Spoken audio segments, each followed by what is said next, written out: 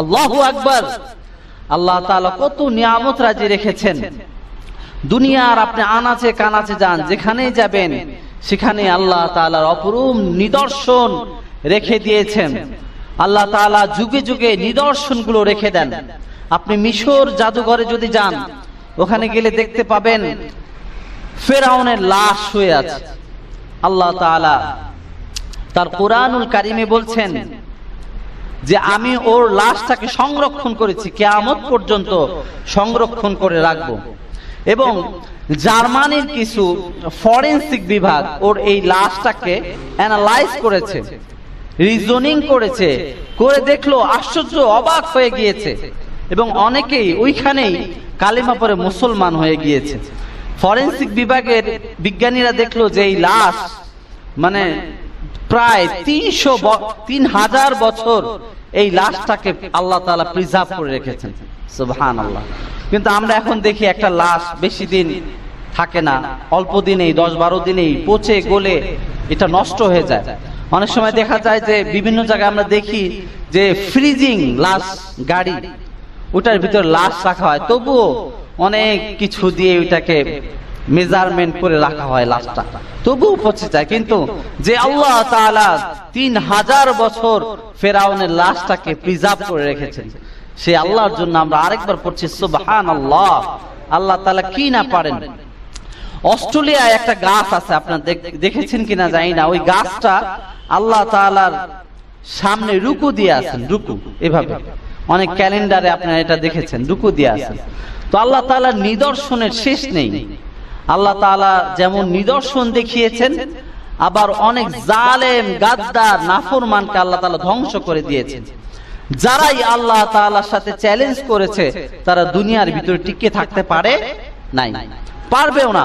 কারণ আল্লাহ তাআলা হচ্ছে বড় শক্তিমান, আল্লাহ তাআলা হচ্ছে শক্তিধর। উনি প্রথম থেকে আছেন, অতীত থেকে আছেন, যখন আমরা কেউ ছিলাম না, এবং সীমাহীন শেষ পর্যন্ত থাকবেন। তার কোনো লয় নেই, তার কোনো ক্ষয় নেই। তিনি অব্যয়, তিনি অক্ষয়, তিনি চিরঞ্জীব, তিনি শাশ্বত। সুবহানাল্লাহ পড়েন। তো আল্লাহ তাআলার সাথে যারাই চ্যালেঞ্জ করেছেন তারাই নিশ্চিহ্ন হয়ে গিয়েছেন। মুসা আলাইহিস সালামের এক চাচাতো ভাই ছিল, নাম কারুন। তাকে আল্লাহ তাআলা অনেক সম্পদ দিয়েছেন। মানুষকে আল্লাহ তাআলা সম্পদ দিয়ে পরীক্ষা করেন। আমাদের সম্পদ নেই, এটাও একটা পরীক্ষা। যার সম্পদ আছে এটাও তার জন্য একটা পরীক্ষা। যার ঘর বড় বাড়ি আছে এটাও তার জন্য পরীক্ষা।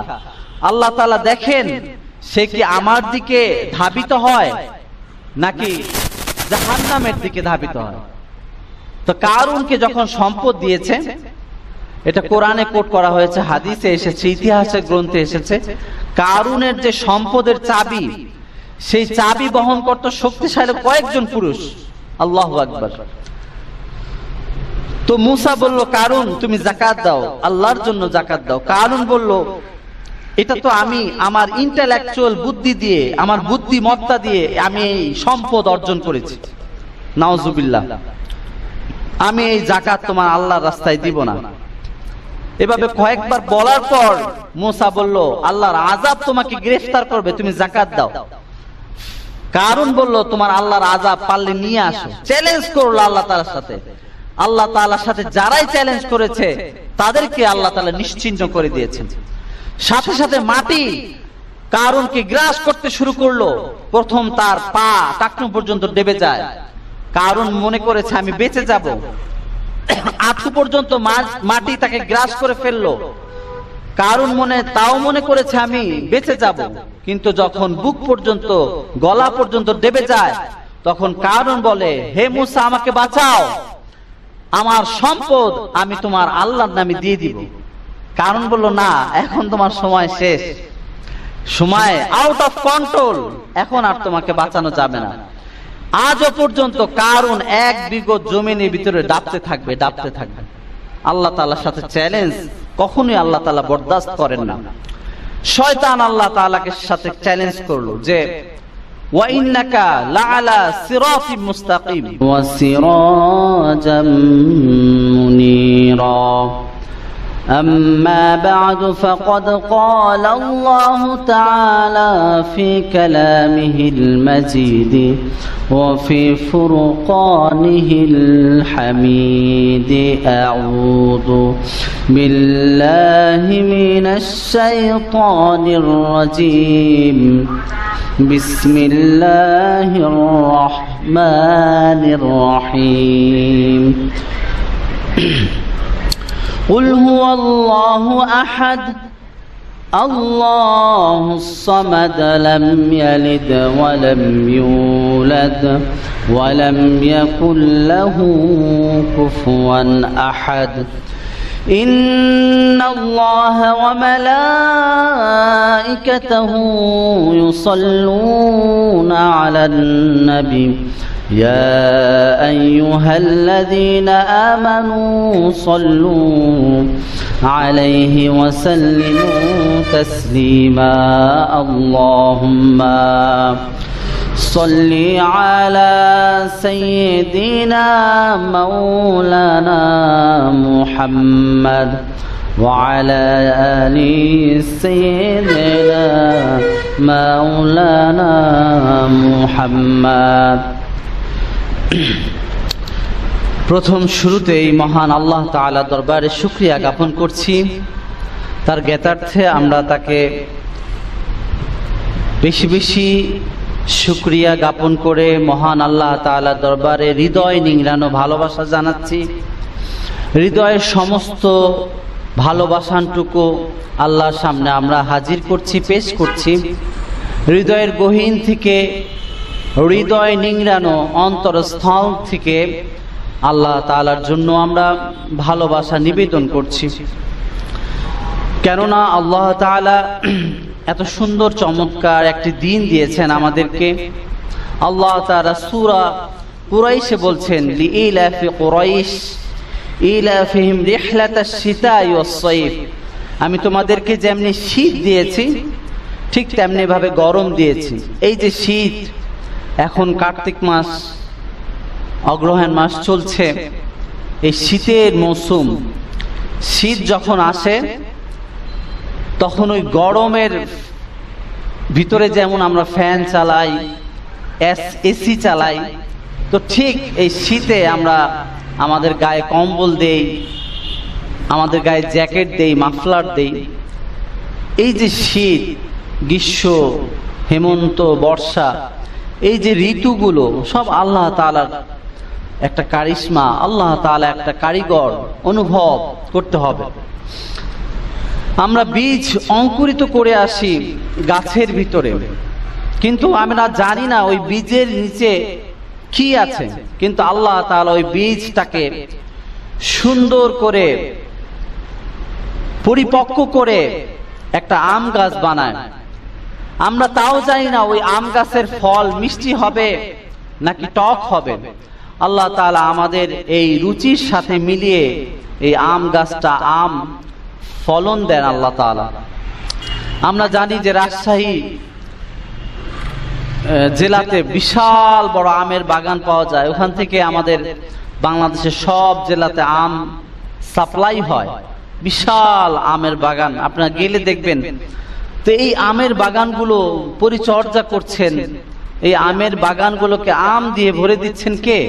আল্লাহ তাআলা। আমের মৌসুমে ঠিক আম আসছে, কাঁঠালের মৌসুমে কাঁঠাল আসছে। আবার যখন মৌসুমগুলো চলে যায় ঠিকই আর ওই গাছে আম ধরে না, কাঁঠাল ধরে না, লিচু ধরে না।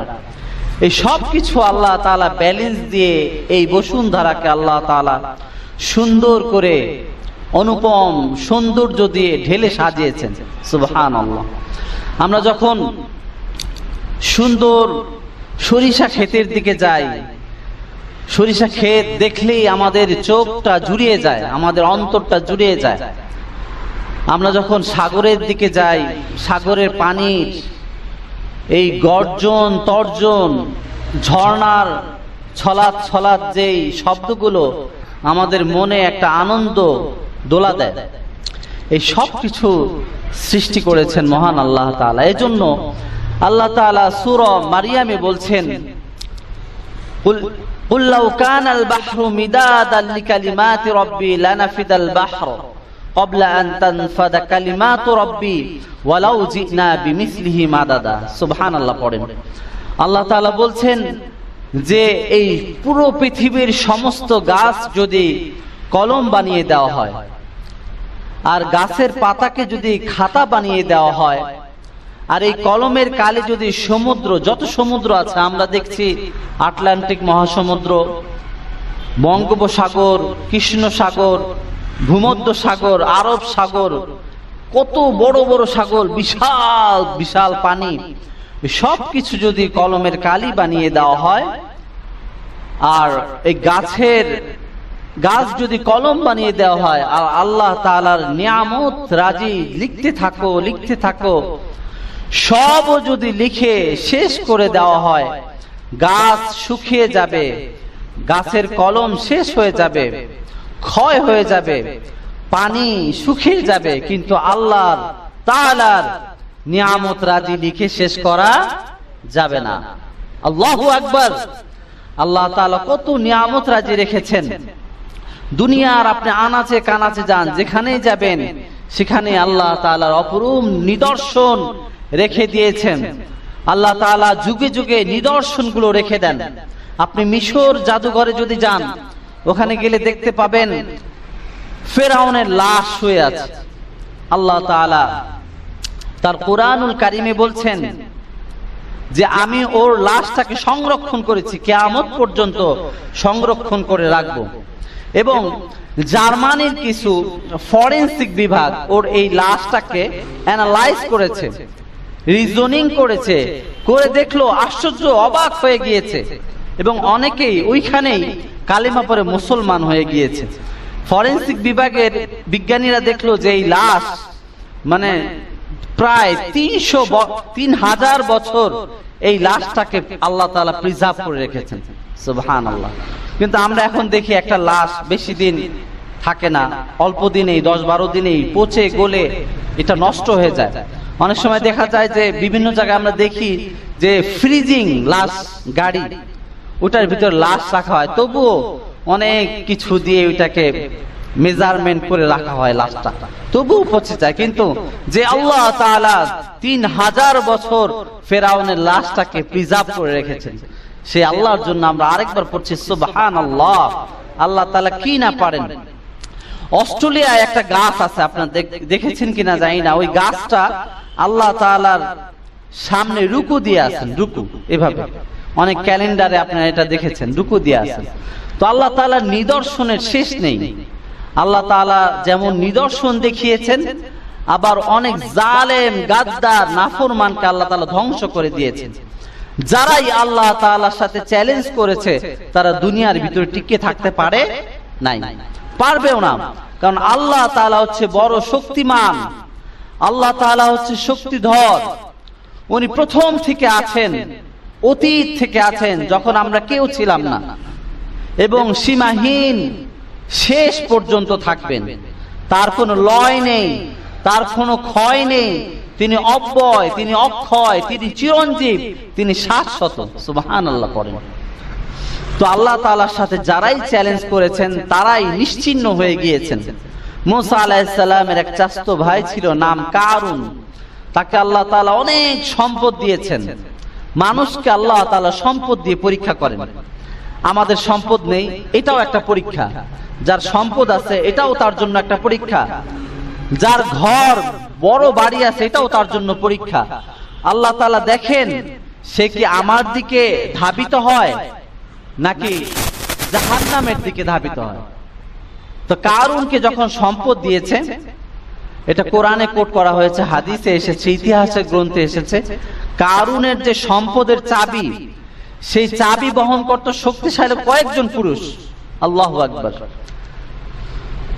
তো মুসা বলল, কারুন তুমি যাকাত দাও, আল্লাহর জন্য যাকাত দাও। কারুন বলল, এটা তো আমি আমার ইন্টেলেকচুয়াল বুদ্ধি দিয়ে, আমার বুদ্ধিমত্তা দিয়ে আমি এই সম্পদ অর্জন করেছি, নাউজুবিল্লাহ, আমি এই যাকাত তোমার আল্লাহর রাস্তায় দিব না। এভাবে কয়েকবার বলার পর মুসা বলল, আল্লাহর আযাব তোমাকে গ্রেফতার করবে, তুমি যাকাত দাও।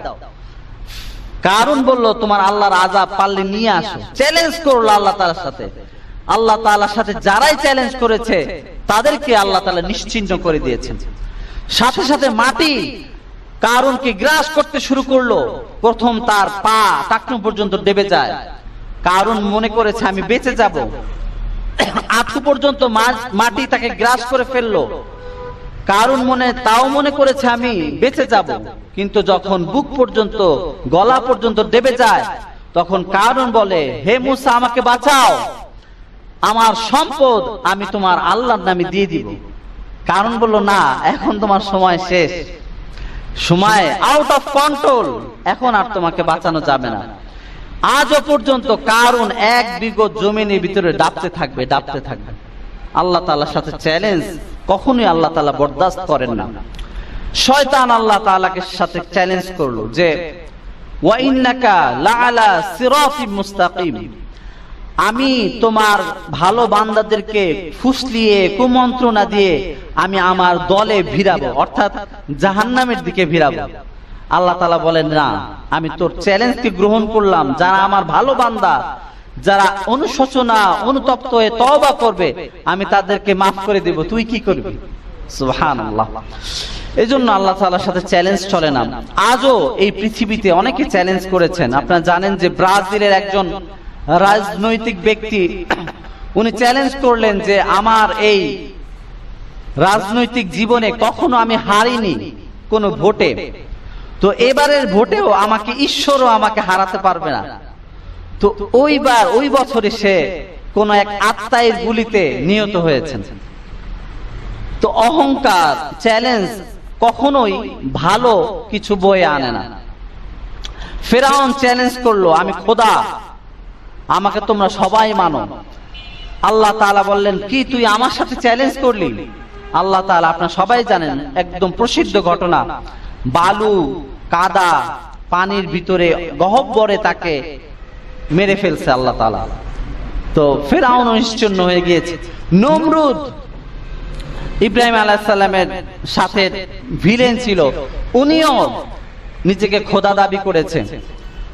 আল্লাহ তাআলা তাকে একটা ল্যাংড়া মশা দিয়ে, আপনারা জানেন বিখ্যাত ঘটনা, ল্যাংড়া মশা দিয়ে তার নাকের ভিতরে ঢুকে ওটা কামড়াতে তার মগজ খেয়ে, তার মস্তিষ্কে সবকিছু খেয়ে শেষ করে ওই ল্যাংড়া মশাও চলে গেছে, আর নমরুদ ওখানে চিৎপটাং হয়ে শুয়ে আছে। তো আল্লাহর সাথে চ্যালেঞ্জ চলে না। টাইটানিক জাহাজের মালিক জন ক্যারি, সম্ভবত নাম ওনার, উনি চ্যালেঞ্জ করেছিলেন যে আমি যে জাহাজটা নির্মাণ করেছি সম্ভবত 1967 সালে আমি একটা জাহাজ নির্মাণ করেছিলাম টাইটানিকের। মালিক বলছেন এই জাহাজটা ঈশ্বরও ডুবাতে পারবে না, এত মজবুত, এত সুন্দর, এত অবকাঠামো দিয়ে আমি এই জাহাজটা তৈরি করেছি, আমার আগের পরের কেউ এই জাহাজটা নির্মাণ করতে পারবে না। চ্যালেঞ্জ করেছে। আল্লাহ তাআলা তো তিনি কোরআনে বলেছেন, তোমরা যে নোঙ্গর ভিড়াও, এই নোঙ্গরটা যায়, এটা আমার নামে যায়, আবার এই নোঙ্গরটা তীরে আসে, এটা আমার ওসিলায় আসে, আমার রহমতে আসে। তো তিনি এটা অস্বীকার করে বললেন যে এটা কেউ ডুবাতে পারবে না, ঈশ্বরও ডুবাতে পারবে না। আল্লাহ তাআলা বলেন, কি আমার সাথে চ্যালেঞ্জ? আপনারা জানেন প্রায় 1700 যাত্রী নিয়ে এটা 3 দিনের ভিতরে একটা আইস বড় পাহাড়ের সাথে লেগে দ্বিখণ্ডিত, ওইখানেই শেষ। আজও পর্যন্ত এটা অংশ বিশেষ এটা পাওয়া যায়নি খুঁজেও। আজ অনেক ডুবুরিরা, অনেক নৌবাহিনীর লোকেরা এটাকে খুঁজতে চাচ্ছে। আপনারা জানেন যে সাবমেরিন নিয়ে গিয়েছে, ওই সাবমেরিনে যারা গিয়েছে টাইটান নামে, তারাও মারা গিয়েছে। তো আল্লাহর সাথে চ্যালেঞ্জ কখনোই ভালো কিছু বয়ে আনে না। এজন্য চ্যালেঞ্জ করবেন না। সব সময় আল্লাহ তাআলার সামনে দাসত্ব, আল্লাহ তাআলার সামনে সিজদায় অবনত হবেন।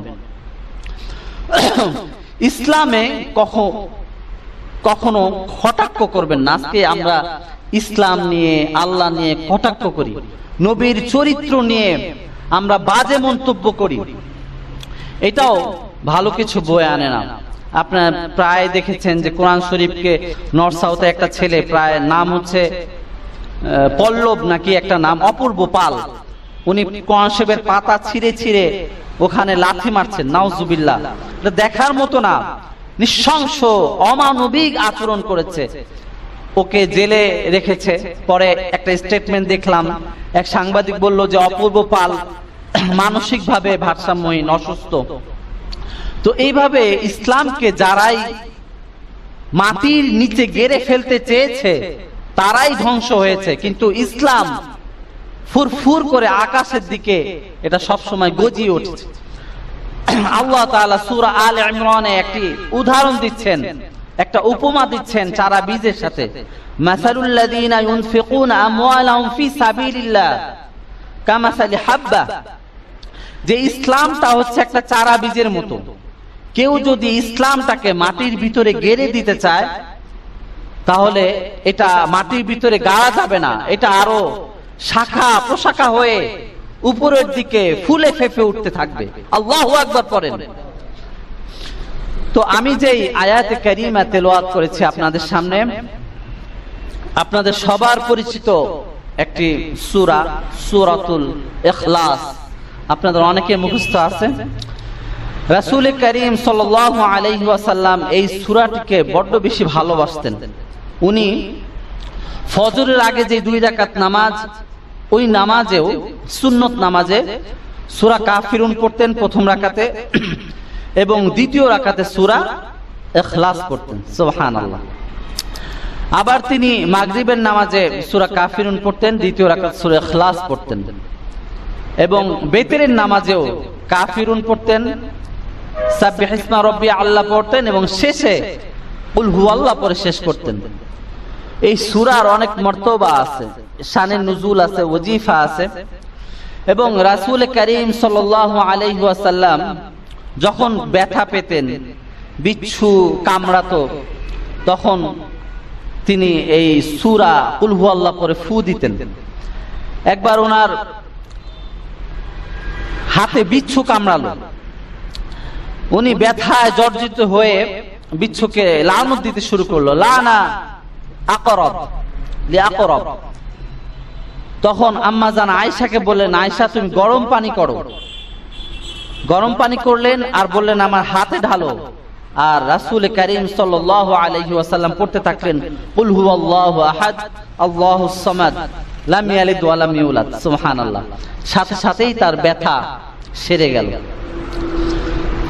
তারপর রাসূল করিম সাল্লাল্লাহু আলাইহি ওয়াসাল্লাম যখন রাতে ঘুমোতেন, ঘুমানোর আগে সূরা নাস, সূরা ফালাক, সূরা ইখলাস তিন কুল পড়ে হাতে ফু দিয়ে পুরো শরীর ম্যাসেজ করতেন।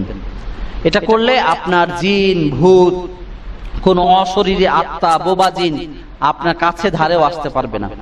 এবং রাসূল করিম সাল্লাল্লাহু আলাইহি ওয়াসাল্লাম আয়াতুল কুরসি পড়তেন। আমরা এই দোয়াগুলো আজকে ভুলেই গিয়েছি। আগে নানা নানিরা দেখতাম জোরে জোরে এই সূরাগুলো পড়তো, তাবারাকাল্লাযী, সূরা ওয়াকিয়া। এবং সূরা ইখলাসের শানে নুজুল হচ্ছে, কাফেররা মজা করে বলতে লাগলো যে আমাদের তো বংশ পরিক্রমা আছে, বংশ পরম্পরায় আমার বাবাকে, আমার দাদাকে, পরদাদাকে আছে না আমাদের।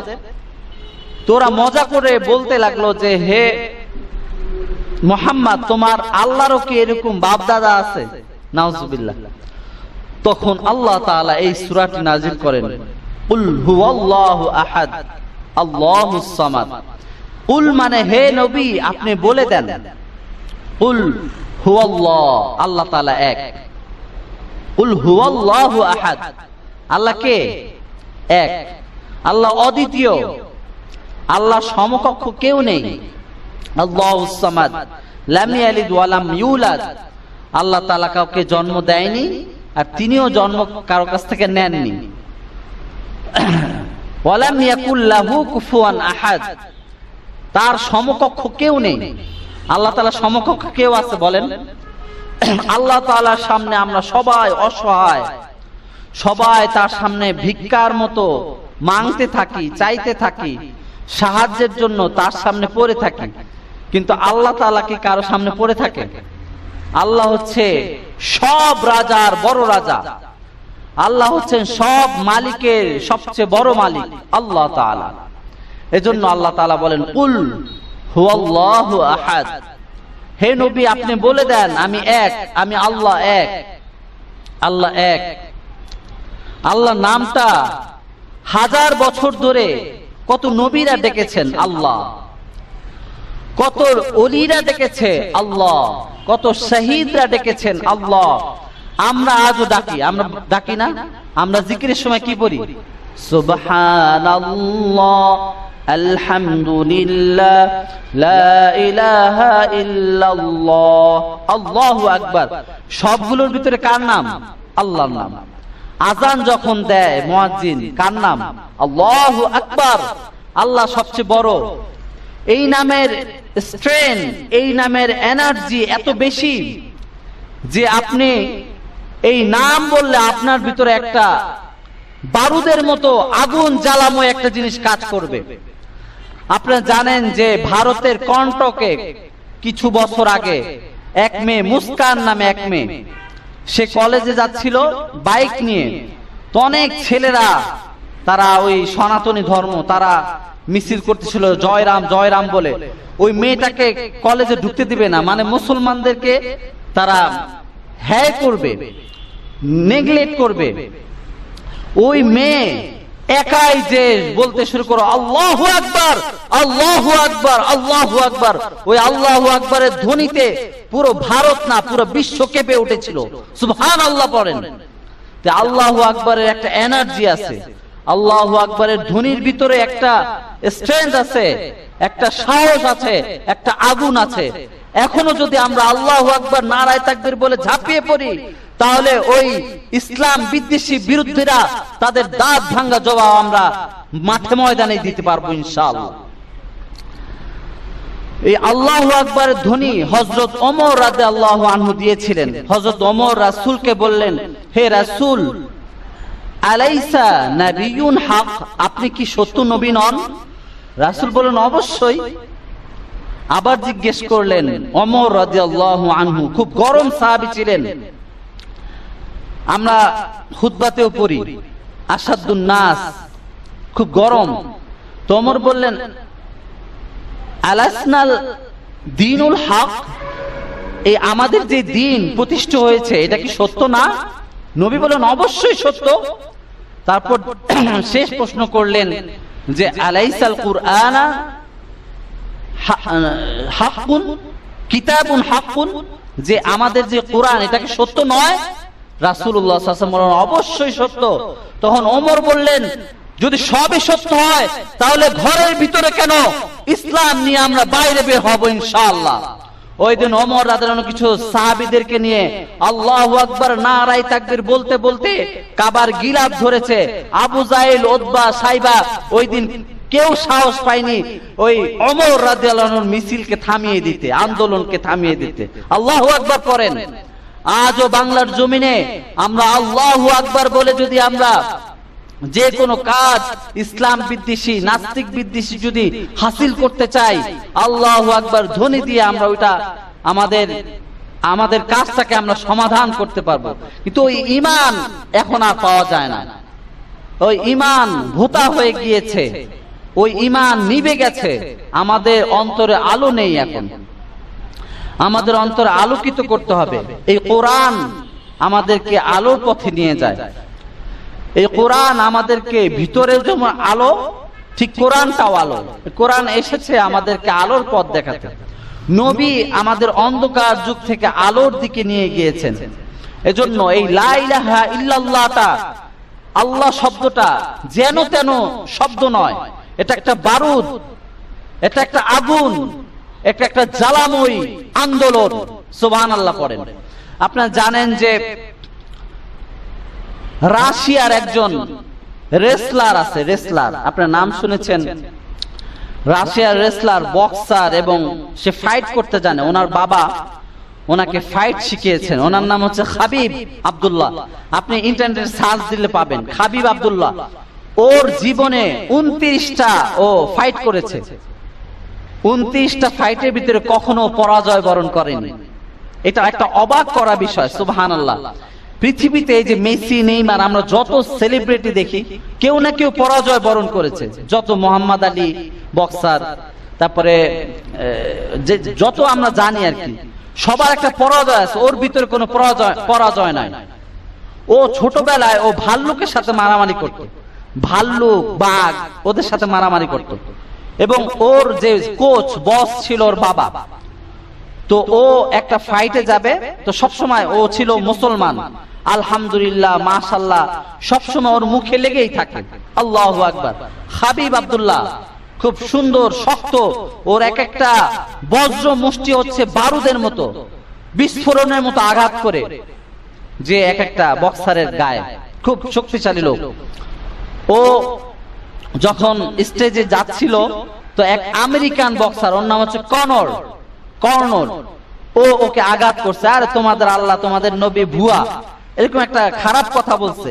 ও আর এই স্লেজিং সহ্য করতে পারে নাই, ও আল্লাহু আকবার ধ্বনি দিয়ে ওই রেসলারের সাথে ফাইট করে ওইখানে জয় হয়ে গেল। বিশাল মারামারি, বিশাল, ও বড় পালোয়ান ছিল, ও বড় পালোয়ান ছিল। তো ওই খেলা ও জিতে গেল। জিতে যে আল্লাহু আকবার ধ্বনি দিতে দিতে ও পুরো মঞ্চ, পুরো সবাইকে কাঁপিয়ে দিল। তো আল্লাহু আকবার এই শব্দটা যেন তেন শব্দ নয়, এটা একটা বারুদ। যে কোনো সমস্যায় আল্লাহু আকবার বলবেন, তাকবীর বলবেন, লা ইলাহা পড়বেন, আল্লাহ তাআলা আপনার সব সমস্যা মিটিয়ে দিবে। আপনারা অনেক আগে এক ওলি আল্লাহর নাম শুনেছেন, সৈয়দ কুতুবউদ্দিন শাহিদ নাম শুনেছেন। উনি ছিলেন মিশরের একজন বড় তাফসীর কারক। তো উনি দেখলেন সমাজে জাহালিয়াত, মূর্তির পূজা হচ্ছে, অনইসলামিক অনেক সমস্যা জর্জরিত সমাজ। তো উনি ওনার এইসব দেখে ওনার মনটা মুছছে গেল। উনি যুবকদের দিকে তাকিয়ে খুব আফসোস করতেছিলেন, এই যুবকরা এখন ইসলাম বাদ দিয়ে অনইসলামিক কার্যকলাপের সাথে সবসময় অ্যাটাচ। তো উনি একটি তাফসীর লিখলেন, তাফসীর ফি জিলালিল কুরআন, অনেক সুন্দর একটা তাফসীর, আপনারা পড়বেন ইনশাআল্লাহ, অনেকে জানেন হয়তো। তো ওই তাফসীর ফি জিলালিল কুরআন পড়ে অনেক ছেলেরা ইসলামের পথের দিশা পেয়েছে। তো ওই মিশরের বাদশা ছিল, বাদশার নাম মনে আসতেছে না, উনি উপায়ন্তর না দেখে ওই ওনাকে ধরে ফাঁসি দেওয়ার আদেশ দিল। ফাঁসি দেওয়ার যখন আদেশ দিল, ফাঁসির দিন যখন ঘনিয়ে আসলো, তো ফাঁসি দেওয়ার আগে আপনারা জানেন যে জেল কর্তৃপক্ষ মানে তওবা পড়ায়, লা ইলাহা পড়ায়, যাতে করে ওনার জীবনের সমস্ত গুনাহ মাফ হয়ে যায়, এরপর ফাঁসি দেয়। সব জায়গায় আছে এটা। তো বেতনভুক্ত ইমাম আসলো ওনাকে লা ইলাহা পড়াতে, সৈয়দ কুতুবউদ্দিন শাহ। ওনাকে বললো পড়েন লা ইলাহা ইল্লাল্লাহ, একটু পরে আপনার ফাঁসি। তখন উনি একটি চমৎকার জবাব দিলেন, বলল যে তুমিও লা ইলাহা বলেছো, তোমাকে সরকার বেতন দিচ্ছে, আর আমি ওই লা ইলাহার এক্সপ্লেনেশন করেছি, ব্যাখ্যা দিয়েছি, আমাকে ফাঁসির মঞ্চে দাঁড়াতে হচ্ছে। সুবহানাল্লাহ বলেন। তুমি তোমার লা ইলাহা তোমাকে রুটি রুজি দেয়, আমার লা ইলাহা আমাকে ফাঁসি দেয়। তার মানে তোমার লা ইলাহা আর আমার লা ইলাহার ভিতরে পার্থক্য আছে। সুবহানাল্লাহ। এজন্য অনেকে লা ইলাহা পড়তে জানে, অনেকে আল্লাহ বলতে জানে, কিন্তু ওই আল্লাহর ভিতরে ঈমানি শক্তি নেই, যেটা ওমরের ভিতরে ছিল, যেটা ওই ভারতের কন্নরের মুস্কানের ভিতরে ছিল, যেটা রাশিয়ার হাবিবের ভিতরে ছিল। এজন্য ভিতর থেকে ঈমান তাজা করতে হবে। সাহাবায়ে কেরাম আপনি দেখেন ওদের সমাজটা কি পরিমাণ নোংরা ছিল। আমরা এখন সমাজের দোষ দেই, অনেকে বলি না, আরে ভাই বললেন না, সমাজটা গেছে একবারে রসাতলে। আপনি যদি চিন্তা করেন 1450 বছর আগে সাহাবাদের সমাজটা আরো নোংরা ছিল। আপনারা জানেন, সবাই ইতিহাস পড়েছেন, কিন্তু সমস্ত সাহাবাদের ভিতরটা একদম ফ্রেশ ছিল, রিফ্রেশ ছিল তাদের ঈমান। এজন্য সমস্ত জাহালিয়াত, সমস্ত খারাপ জিনিসও তাদের ভিতরটাকে নোংরা করতে পারে নাই, তারা এগিয়ে গিয়েছেন। আপনারা জানেন যে সর্বযুগের ভিতরে তারাই ছিল সোনালী মানুষ। এজন্য আল্লাহ তাআলা বলে দিয়েছেন রাদিয়াল্লাহু আনহুম ওয়া রাদু আন, আল্লাহ তাআলা তাদের উপর সন্তুষ্ট। তারা এত সুন্দর সোনালী মানুষ ছিলেন। তাদের গল্প, তাদের কাহিনী, তাদের জীবনী যদি পড়েন, আপনার এই অন্তরটা বিগলিত হয়ে যাবে। আপনার চোখ দিয়ে পানি দাঁড় দাঁড় করে পড়বে। তারা কি সুন্দর ছিল, পরিচ্ছন্ন মানুষ ছিল। তো তাদের সমাজটা তো অনেক খারাপ ছিল, তারা কেন নষ্ট হয় নাই? আজকে আমরা সমাজের দোষ দিচ্ছি। তার মানে হচ্ছে আমাদের ভিতরের যে ঈমানটা, এটা রিফ্রেশ, একদম সুন্দর, একদম আয়নার মতো হচ্ছে না। এজন্য আমাদের ভিতরটা আগে সুন্দর করতে হবে। এজন্য আল্লাহ তাআলা বলছেন, কুল, হে নবী আপনি বলে দেন, আল্লাহু আহাদ, আমি এক, আল্লাহ তাআলা এক। আরো মজার ছলে যদি আমি বলতে চাই, তাহলে আল্লাহ শব্দটা যদি আমি, এই যে আল্লাহ শব্দ 4টা অক্ষর, আলিফ লাম লাম হা, প্রথম অক্ষর যদি আমি কেটে দেই তবু আল্লাহর একটা মিনিং দাঁড়ায়। যেমন আমার নাম ধরেন মতিউর, প্রথম অক্ষর কেটে দিলে তিউর, কোনো শব্দ হয় না, নাথিং। তো আল্লাহ তাআলার প্রথম অক্ষরটাও যদি কেটে দেন তবু আল্লাহ তাআলা একটা মিনিং হয়। আল্লাহ বলেন লিল্লাহি মা ফিস সামাওয়াতি ওয়াল আরদ, সুবহানাল্লাহ। দ্বিতীয় অক্ষর যদি আপনি বাদ দিয়ে দেন তাহলে 2টা অক্ষর থাকে, লামহা, এটা দিয়েও আল্লাহর একটা চমৎকার নাম হয়, লাহু মুলকুস সামাওয়াতি ওয়াল আরদ। আপনারা জানেন, কোরআন শরীফ পড়েছেন। লামও কেটে দেন, এখন থেকে হা, এই হা দিয়েও দেখেন, হুয়াল্লাহুল্লাযী লা ইলাহা ইল্লা হুয়া আলিমুল গায়বি ওয়াশ শাহাদা। কত সুন্দর আল্লাহ তাআলার নাম। এবং এই আল্লাহ তাআলার নাম, এই যে আল্লাহ নামটা এত মধুর, এত জাদু এই নামটার ভিতরে, যে যতই আল্লাহ ডাকেন ততই আপনার এই মধু মাখা হৃদয় কখনো শান্ত হবে না। আল্লাহ নামটা কখনো দ্বিবচন হয় না। আপনারা জানেন যে ঈশ্বরের ঈশ্বরী হয়, ভগবানের ভগবতী হয়, কিন্তু আল্লাহ নামের কোনো দ্বিতীয় দ্বিবচন নেই, স্ত্রীলিঙ্গ নেই। আল্লাহ আল্লাহ। এই পৃথিবীতে হাজার হাজার মানুষ, লাখ লাখ, কোটি কোটি মানুষ, কারো নাম কি দেখছেন আল্লাহ? কারো নাম আল্লাহ নাই, কারো নাম আল্লাহ নাই। এজন্য আল্লাহ তাআলা বলেন, ইন্নানি আনাল্লাহ, আমি আল্লাহ। এই আল্লাহ নামটা কেউ কোনোদিন ছিনিয়ে নিতে পারবে না। ফাবুদুনি, আমার ইবাদত করো। আল্লাহ তাআলার ইবাদত করতে হবে, না কোনো মাজারের ইবাদত করব, না কোনো পূজার ইবাদত করব, না কোনো মূর্তির ইবাদত করব। ফাবুদুনি, আমার ইবাদত করো। ওয়ামা খালাকুতুল জিন্না ওয়াল ইনসা ইল্লা লিয়াবুদুন। সব সময় একজন মহিমা, একজন সত্তার ইবাদত করতে হবে, তিনি হচ্ছেন আল্লাহ। আল্লাহ যদি একজন না হয়ে আরেকজন হতো তাহলে কেমন হতো? বিশৃঙ্খলা হয়ে যেত। আল্লাহ তাআলা বলছেন, ফীহিমা আলিহাতুন ইল্লাল্লাহু লাফাসাদাতা। যদি এক আল্লাহ না হয়ে কয়েকজন আল্লাহ হতো, কি হতো? একজন আল্লাহ বলতো যে তুমি পূব দিকে সূর্য উঠাও, আমি আজকে থেকে পশ্চিম দিকে উঠাবো, এখন বৃষ্টি হবে। আরেক আল্লাহ বলতো না, এখন রৌদ্র হবে। একটা বিশৃঙ্খলা লেগে যেত। এজন্য একজন আল্লাহ, আমরা একজন আল্লাহর কাছে চাই, একজন আল্লাহর কাছে মাথা ঠোকাই। কত সুন্দর আমাদের রব। এই যে হিন্দুদের কত রকম পূজা, কয়জনে ডাকবে ওরা? এই যে কালী পূজা চলতেছে, দুর্গা পূজা, শিব পূজা, কুমারী পূজা, লিঙ্গ পূজা, মানে কি একটা অবস্থা। সূর্য পূজা, স্নান পূজা, মারাঠে পূজা, এত পূজা, এত সত্তা, এত খোদা, ওদের জোড়াই নার্ভাস হয়ে যায়, মানে কই যাবো আমি। কিন্তু আমাদের একটাই পূজা, আমাদের একটাই রব, সে হচ্ছে অবিনশ্বর। আল্লাহ এক, আল্লাহ প্রথম থেকে আছেন। আল্লাহ তাআলা বলছেন সূরাত হাদীদে, হুয়াল্লাহুল্লাযী হুয়াল আউয়ালু ওয়াল আখিরু ওয়াল যাহিরু ওয়াল বাতিন। আমি প্রথম থেকে আছি এবং শেষ পর্যন্ত আমি থাকব। আমি তোমাদের গোপন কিছুও জানি, প্রকাশ্যে যা করো সেটাও জানি। সুবহানাল্লাহ। আমার পিছনে কি হচ্ছে আমি এটা জানি? আমি জানি না। আমার ইলম এটা আমাকে ভুলিয়ে দিয়েছে। আমাদের জন্য আলিমুল গায়ব, আমরা এটা জানি না। আমরা জানি না আমার সামনে কি হবে, কালকে কি হবে, আমি এটা জানি না।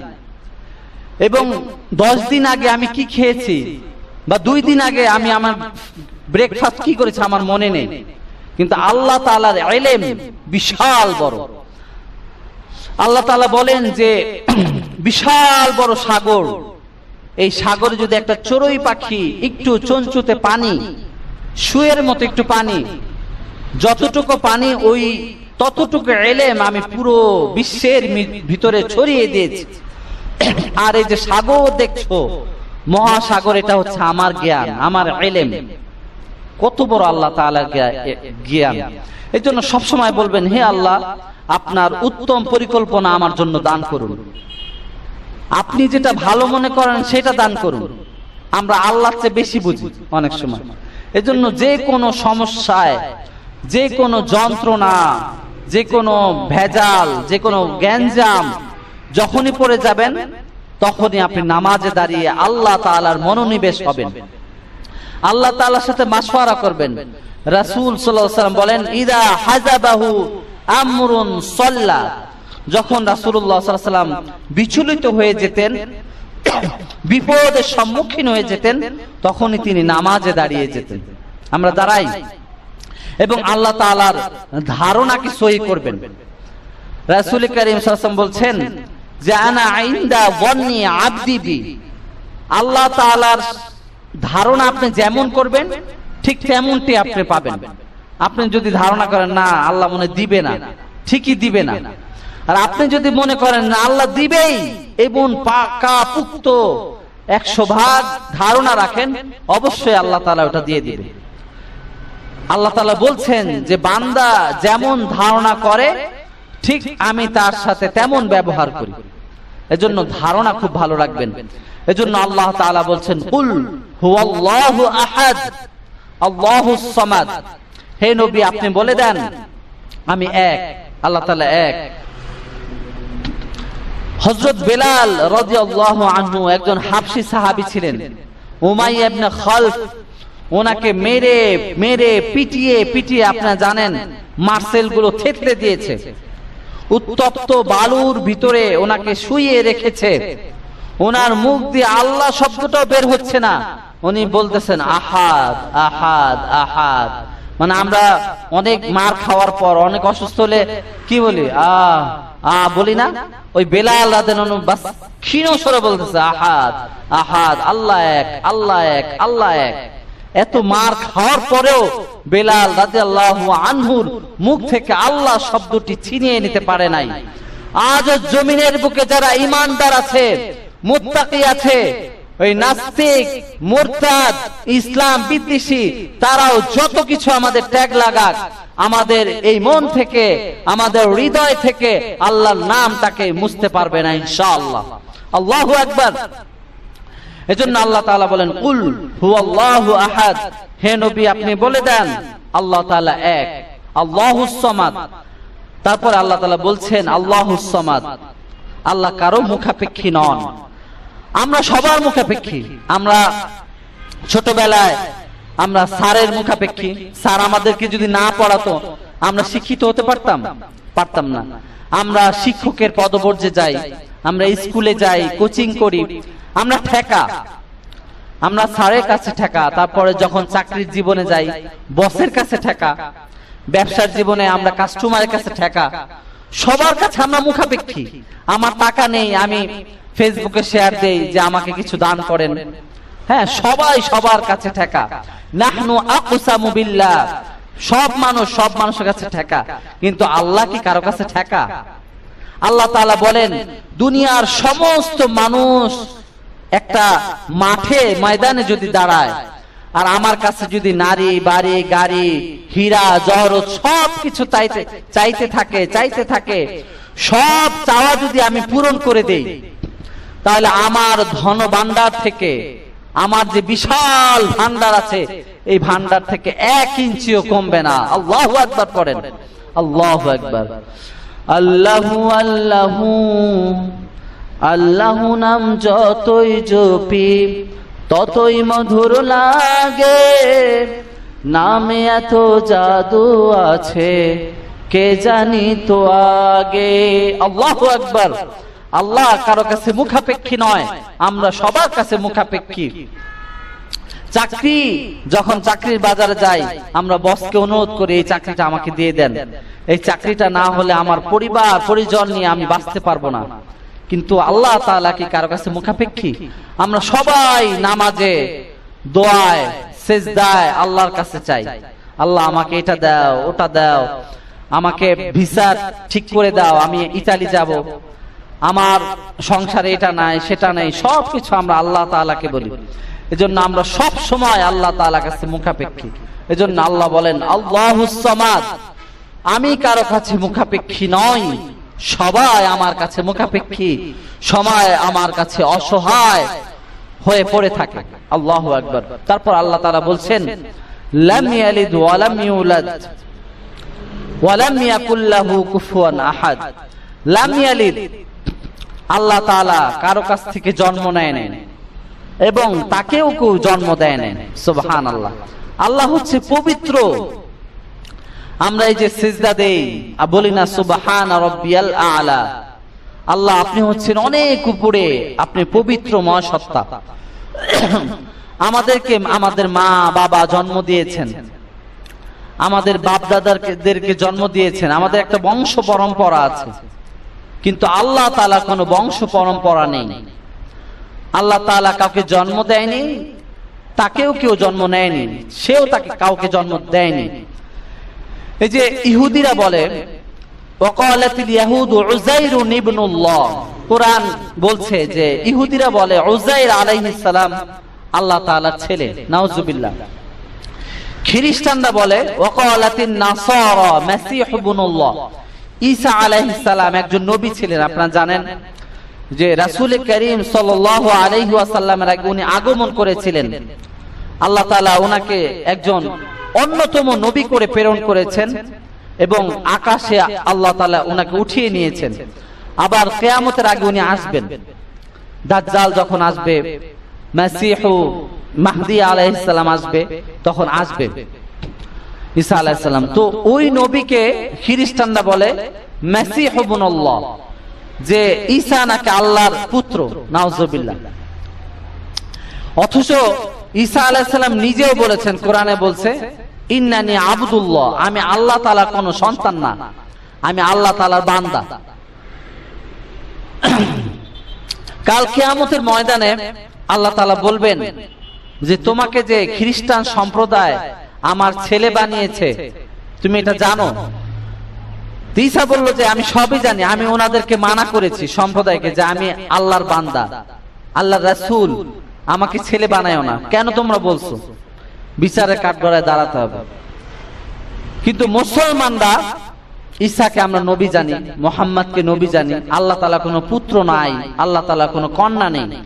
অনেকে বলেন যে মালায়েকা, এই যে ফেরেশতারা আল্লাহ তাআলার মেয়ে, আল্লাহ তাআলার মেয়ে নাকি ফেরেশতারা, নাউজুবিল্লাহ। আল্লাহ তাআলার এই পরিপ্রেক্ষিতেও আয়াতটা নাজিল করেছেন লাম ইয়ালিদ ওয়া লাম ইউলাদ, যে আমার খালি মেয়েই আছে, তাহলে ছেলে কই? আমার মেয়ে বানাই দিলা মালায়েকা। তো আল্লাহ তাআলা খুব আফসোস করে বলছেন আমি কাউকে জন্ম দেইনি আর আমিও কারো কাছ থেকে জন্ম নেইনি। এজন্য আল্লাহ তাআলা বলছেন কুল হুয়াল্লাহু আহাদ আল্লাহুস সামাদ লাম ইয়ালিদ ওয়া লাম ইউলাদ ওয়া লাম ইয়াকুল লাহু কুফুয়ান আহাদ। ওয়া লাম ইয়াকুল লাহু কুফুয়ান আহাদ, আল্লাহ তাআলার সমকক্ষ কেউ নেই। এই যে বড় বড় রাজা, বাদশাহ, তারপরে প্রাইম মিনিস্টার বলেন, সবার একটা না একটা সময় নিশ্চিহ্ন হতেই হয়। আপনারা দেখেছেন আমেরিকার প্রেসিডেন্ট ছিল অনেক আগে, আমেরিকা জন্ম নিয়েছে কলম্বাসের মাধ্যমে। কলম্বাস এসে এই আমেরিকাকে জন্ম দিয়েছে, একটা দ্বীপে ছিল এই রাজ্যটা। তারপর কত এই যে জর্জ ডাব্লিউ বুশ, আমরা যাদেরকে দেখেছি, ওবামা, তারপরে এই যে ট্রাম্প, তারপরে মাঝখান দিয়ে কে জানে আসলো বুশ। তো সবার একটা ছন্দপতন আছে, উৎখাত, আন্দোলন, যাওয়া আসা আছে, কিন্তু আল্লাহ তাআলার কখনো যাওয়া আসা নাই। আল্লাহ তাআলা এই প্রথম থেকে যেভাবে আছেন ওইভাবেই আছেন। একবার মুসা বলল আল্লাহ তোমাকে কি ঘুমে ধরে না? আল্লাহ তাআলা বলছেন সূরা আয়াতুল কুরসিতে লা তাখুদুহু সিনাতু ওয়ালা নাওম, আমার ঘুমেও ধরে না আবার তন্দ্রাও ধরে না। আমরা অনেক সময় ঝিমাই না, ঝিমাই, বাসে ঝিমাই, মসজিদে ঝিমাই, মানে অনেক পেরেশান হলে, টায়ার্ড হলে আমাদের ঘুম আসে, কিন্তু আল্লাহর কি ঘুম আসে? আল্লাহ বললেন হে মুসা তুমি দুইটা গ্লাস নাও, দুইটা গ্লাসে পানি নাও। দুইটা গ্লাসে পানি নিল, বলল যে এখন দাঁড়ায় থাক। মুসা আলাইহিস সালাম দাঁড়িয়ে আছেন। মুসা বললেন কেন এটা বলছো? বলছেন আল্লাহ বলল তুমি দাঁড়িয়ে থাকো তাহলেই বুঝবে। হঠাৎ 1 ঘন্টা 2 ঘন্টা 5 ঘন্টা যাওয়ার পর ঘুম আসতেছে আর গ্লাসগুলো টলতেছে। ঘুমে যখন ধরে ফেললো মুসাকে, ঠাস করে গ্লাসগুলো পড়ে ভেঙে গেল। তখন আল্লাহ তাআলা বললেন ও মুসা, আল্লাহ তাআলার সাথে কিন্তু কথা বলতেন, ওয়াকাল্লামাল্লাহু মুসা তাকলিমা। আল্লাহ তাআলার আওয়াজ অনেক সুন্দর ছিল। আমাদের আওয়াজে যে এই পাশ দিয়ে বললে এই পাশে শোনা যায়, এই পাশ দিয়ে বললে, কিন্তু আল্লাহ তাআলার আওয়াজ চারদিক দিয়ে শোনা যেত। আল্লাহ তাআলা তো সব জায়গায় বিরাজমান। তো মুসা সব ভেঙে গেল। আল্লাহ তাআলা তখন বললেন হে মুসা, আমি যদি ঘুমাই, আমার যদি তন্দ্রা আসে, তাহলে এক একটা নক্ষত্র, গ্রহ নক্ষত্র একটার সাথে তাক লেগে ভেঙে যাবে। সূর্য চন্দ্রের সাথে ধাক্কা লেগে চূর্ণ বিচূর্ণ হয়ে যাবে, খান খান হয়ে যাবে। আমরা যে গ্যালাক্সিতে আছি, এই গ্যালাক্সির নাম কি বলেন তো?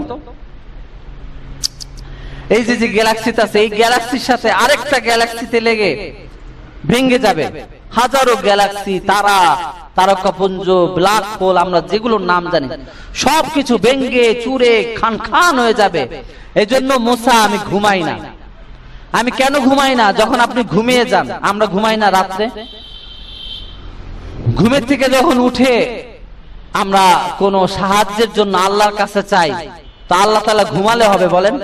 এজন্য বলে আমি আল্লাহ ঘুমাই না, তোমাদের জন্য ঘুমাই না। তাবারাকাল্লাহু আহসানুল খালিকিন, তোমাদের এই সৃষ্টি সবকিছু আমি ঠিক রেখেছি। তুমি ঘুম থেকে উঠে যদি তোমার নিঃশ্বাস নিতে না পারো, ধরো বাতাস বন্ধ হয়ে গেল, আমি নাই, তুমি ঘুম থেকে উঠে কিভাবে নিঃশ্বাস নিবে? তোমার আত্মা, তোমার রুহু, তোমার মস্তিষ্ক, তোমার নাক, হেয়ারিং, তোমার সবকিছু আমি ঠিক রেখেছি। যদি আমি ঘুমিয়ে যাই, সবকিছু অচল হয়ে যাবে, নিঃশেষ হয়ে যাবে। তখন মুসা বলল হ্যাঁ ঠিকই বলেছেন আপনি, আমি ভুল, আমি বুঝতে পারিনি। এরপর মুসা বললেন হে আল্লাহ, আপনি আমাকে একটা স্পেশাল কিছু একটা দেন। আমরা তো এই যে সুবহানাল্লাহ, আলহামদুলিল্লাহ অনেক কিছু পড়ি।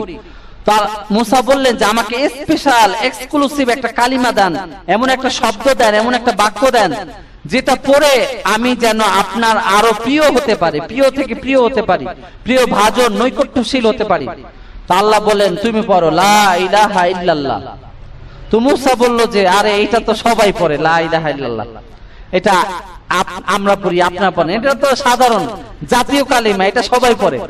তো আল্লাহ তাআলা বলেন যে না, লা ওয়াদাআস সামাওয়াতু ওয়াল আরদ কাফা, 7 আসমান 7 জমিন যদি এক পাল্লায় রাখা হয়, আর আরেক পাল্লায় যদি লা ইলাহা ইল্লাল্লাহ কাফা রাখা হয়, তাহলে ও মুসা তুমি জেনে রাখো লা ইলাহা ইল্লাল্লাহর পাল্লা ভারী হয়ে যাবে। লাউ রাজাহাত কাফাতু লা ইলাহা ইল্লাল্লাহ। আল্লাহু আকবার করেন। তো এই লা ইলাহা ইল্লাল্লাহ, আল্লাহ শব্দ কি যেন তেন জিনিস? 7 আসমান জমিনে কত কিছু আছে, আল্লাহু আকবার। এই প্রথম আসমানই তো আমাদের জানা নাই, এরপরে দ্বিতীয় আসমান। আল্লাহর হাবিব সাল্লাল্লাহু আলাইহি ওয়াসাল্লাম বলেছেন দ্বিতীয় আসমানের তুলনায় প্রথম আসমান একটা ছোট আংটির মতো। তৃতীয় আসমান, চতুর্থ আসমান, পঞ্চম আসমান, ষষ্ঠ, সপ্তম, এরপরে কত জায়গা, কত স্পেস, লাউহে মাহফুজ, সিদরাতুল মুনতাহা, আল্লাহ আরো কত কিছু আছে, বিশাল। আপনি যদি মানচিত্র নিয়ে একটু ঘাটাঘাটি করেন, গুগলে সার্চ দেন, আপনি এই পৃথিবী নামক কিছু খুঁজেই পাবেন না। আল্লাহু আকবার করেন। পৃথিবী যে কই আপনি খুঁজেই পাবেন না, এর মানচিত্র খুঁজে পাবেন না। এত বড় এক একটা গ্যালাক্সি পৃথিবী, এক একটা গ্যালাক্সি থেকে আরেকটা গ্যালাক্সি যেতে প্রায় লক্ষ লক্ষ বছর লাগবে। তাও যদি আপনি আলোর গতিতে যান, আলোর গতিতে মনে হয় কিছু হয় নাই পৃথিবীতে, সবচেয়ে হয়তো প্লেন বা রকেট অনেক দ্রুত যায়, কিন্তু আলোর গতি হচ্ছে 1,86,000 সেকেন্ডে চলে, সেকেন্ডে। এই যে আমি কথা বলতেছি, এই চলে গেছে 1,86,000 মাইল। এরকম কোন একটা যানবাহন দিয়ে যদি আপনি এক গ্যালাক্সি থেকে আরেকটা গ্যালাক্সি যান, মানে প্রথম আসমানের কথা বলতেছি, তাহলে আপনার লাগবে 25 লক্ষ বছর। আল্লাহু আকবার। এরকম গ্যালাক্সি আছে কয়েক হাজার কোটি। আপনি কই আছেন? আপনার এই কল্পনাও ঢুকবে না যে আল্লাহ কত বড়। তো ওই আল্লাহ বলছেন যে লা ইলাহা ইল্লাল্লাহর ওজন, এর ভারত তো কত বড় জানো মুসা? এক পাশে যদি 7 আসমান জমিন সবকিছু রেখে দাও, আরেক পাশে যদি লা ইলাহা ইল্লাল্লাহ রেখে দাও, তাহলে লা ইলাহা ইল্লাল্লাহ পাল্লা ভারী হয়ে যাবে। আল্লাহু আকবার। দেখেন এই যে আমাদের মৃত্যুর সময় একজন মুসলমান যদি লা ইলাহা ইল্লাল্লাহ পড়ে সে জান্নাত পেয়ে যায়। আল্লাহু আকবার। এই লা ইলাহার কত দাম আমরা এটাকে বুঝি না, কত ভারী কত ওজনওয়ালা এই লা ইলাহা ইল্লাল্লাহ।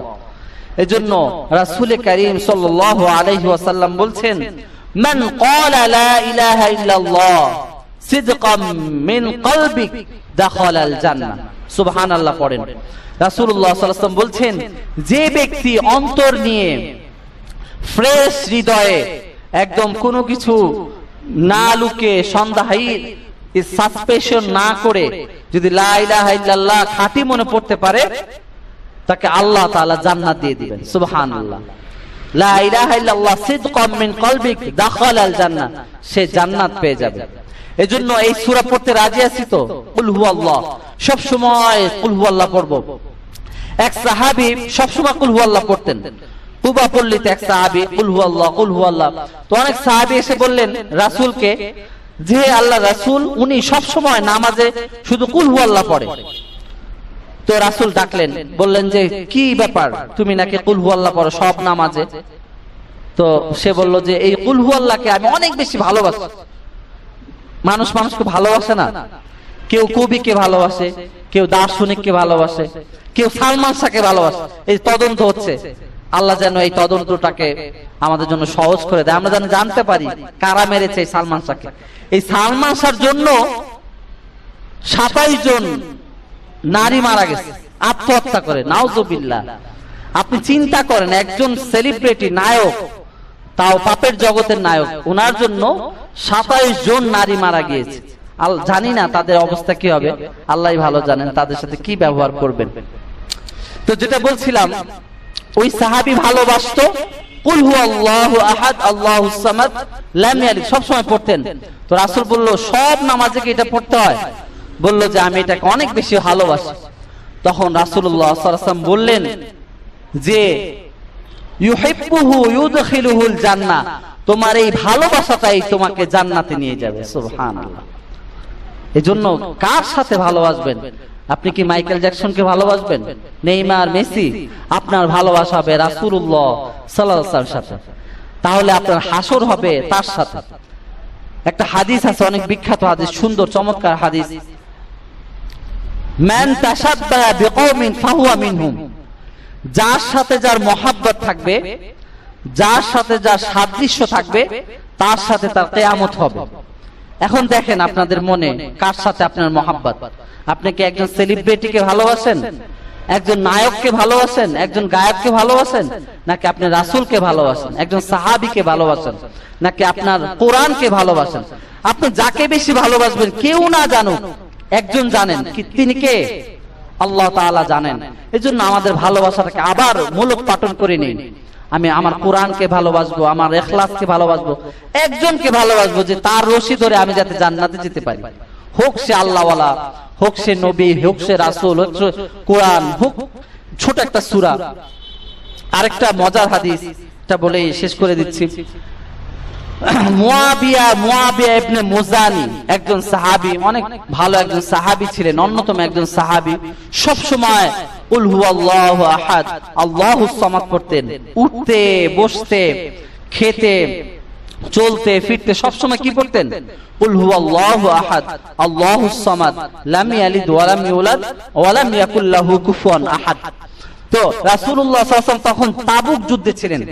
আপনারা জানেন যে তাবুক যুদ্ধে প্রায় অনেক সাহাবী নিয়ে গিয়েছেন, কিন্তু এখানে যুদ্ধ হয়নি। নবম হিজরিতে যুদ্ধ ছাড়াই জয়লাভ করছেন। তো হঠাৎ সূর্যের আলো ক্ষীণ হতে শুরু করলো। রাসূলুল্লাহ সাল্লাল্লাহু আলাইহি ওয়াসাল্লাম সূর্যের দিকে তাকালেন, দেখলেন যে জিবরাইল আলাইহিস সালাম আসছে। এসে বললেন, আপনি গায়বানা জানাজা পড়েন সমস্ত সাহাবাদের নিয়ে। গায়বানা জানাজা বুঝেন তো? মানে লাশ নেই সামনে, গায়বানা জানাজা। যেমন আল্লামা দিলওয়ার হোসেন সাঈদীর জন্য আমরা পুরো পৃথিবী সবাই গায়বানা জানাজা পড়েছেন, তাকে সবাই অন্তঃস্থল দিয়ে ভালোবেসেছেন। আমরা তাও জানি না তার এই মৃত্যুটা কিভাবে হয়েছে। এই রহস্য, এই অমীমাংসিত এই মৃত্যুটা হয়তো কখনো না কখনো এটা রহস্য উদ্ঘাটন হবে, আমরা সেই অপেক্ষায় আছি ইনশাআল্লাহ। তো সমস্ত সাহাবারা দাঁড়িয়ে গেলেন গায়েবানা জানাজার জন্য। জিবরাইল আমিন আলাইহিস সালাম প্রায় 1,40,000 ফেরেশতাদের নিয়ে দুই কাতারে দাঁড়িয়ে গেলেন। রাসূলুল্লাহ সাল্লাল্লাহু আলাইহি ওয়াসাল্লাম গায়েবানা জানাজা পড়ালেন। মুআবিয়া ইবনে মুজানি সাহাবী, একজন বিখ্যাত সাহাবী। তো রাসূল সাল্লাল্লাহু আলাইহি ওয়াসাল্লাম মনে একটু খটকা লাগলো যে কখনো তো আপনি ফেরেশতাদের নিয়ে নেমে যান না জানাজার জন্য, কিন্তু এই সাহাবীর এমন কি বৈশিষ্ট্য ছিল যে তার জন্য আপনি 1,40,000 ফেরেশতাদের বহন নিয়ে আপনি জানাজায় দাঁড়িয়েছেন। তখন জিবরাইল আমিন সাল্লাল্লাহু আলাইহি সাল্লাম বললেন যে হে নবী, আপনার এই সাহাবী মুজানি সব সময় চলতে ফিরতে বসতে উঠতে বাহনে যেতে সব সময় পড়তো কুল হুয়াল্লাহু আহাদ আল্লাহুস সামাদ লাম ইয়ালিদ ওয়া লাম ইউলাদ ওয়া লাম ইয়াকুল লাহু কুফুয়ান আহাদ। এজন্যই আল্লাহ তাআলা তার মর্যাদা শানকে বৃদ্ধি করার জন্য আমরা 1,40,000 ফেরেশতা তার গায়েবানা জানাজা পড়েছি। আল্লাহু আকবার পড়েন। এজন্য আমরা সবসময় পড়বে তো কুল হুয়াল্লাহু আহাদ আল্লাহুস সামাদ। রাসূলুল্লাহ সাল্লাল্লাহু আলাইহি ওয়াসাল্লাম ফজরে পড়তেন এই 3 কুল, আপনারা জানেন। নামাজের পরে 3 কুল পড়বেন, আবার মাগরিবের পরে 3 কুল পড়বেন, এবং ঘুমানোর সময় ঘুমোতে যাওয়ার আগে 3 কুল আয়াতুল কুরসি পড়ে ফু দিয়ে রাসূলুল্লাহ সাল্লাল্লাহু আলাইহি ওয়াসাল্লাম পুরো শরীরকে মেসেজ করতেন। পুরো শরীর মেসেজ, প্রোটেকশন। এই যে জিন ধরে ভূত ধরে এই সব কিছু দিয়ে আল্লাহ তাআলা প্রোটেকশন করে দিবেন এই একটা কারিশমা দিয়ে। এজন্য আমরা সবসময় পড়বো তো ইনশাআল্লাহ। চলতে ফিরতে কি পড়বো? কুল হুয়াল্লাহু আহাদ আল্লাহুস সামাদ লাম ইয়ালিদ ওয়া লাম ইউলাদ ওয়া লাম ইয়াকুল লাহু কুফুয়ান আহাদ। মুখস্থ আছে না সবার? মুখস্থ করে নেবেন। ফজরের সুন্নতে রাসূল পড়তেন, মাগরিবের সুন্নতে পড়তেন, এবং বিতরের শেষ রাকাতে পড়তেন কুল হুয়াল্লাহু আহাদ আল্লাহুস সামাদ। আল্লাহ এক। আমরা যেন আমাদের জীবনটাকে সব সময় আল্লাহর পথে, আল্লাহর দ্বীন প্রতিষ্ঠা করার জন্য সব সময় যেন আমরা চেষ্টা